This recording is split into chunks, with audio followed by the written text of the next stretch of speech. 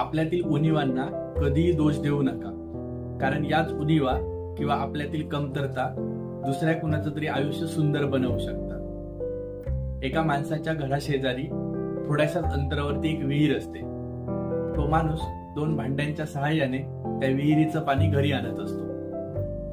2 भांड्यामधील एक भांड चांगलं असतं, मात्र दुसऱ्या भांड्याला एक छोटंसं छिद्र असतं. त्यामुळे विहिरीवरून घरी पाणी आणेपर्यंत छिद्र असलेलं भांड अर्ध रिकामं व्हायचं. हे पाहून त्या छिद्र असलेल्या भांड्याला खूप वाईट वाटायचं. म्हणून एक दिवशी ते त्या माणसाला म्हणतं, मालक, मी किती वाईट आहे ना, माझ्यामुळे तुमची मेहनत वाया जाते, मला माफ करा. त्यावर तो माणूस हसून म्हणतो, वाटेतल्या फुलांकडे पाहिलंस का?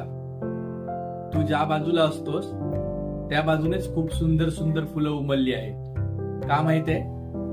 कारण तुझ्या गळणाऱ्या पाण्यांमुळेच त्यांना जीवन मिळतं.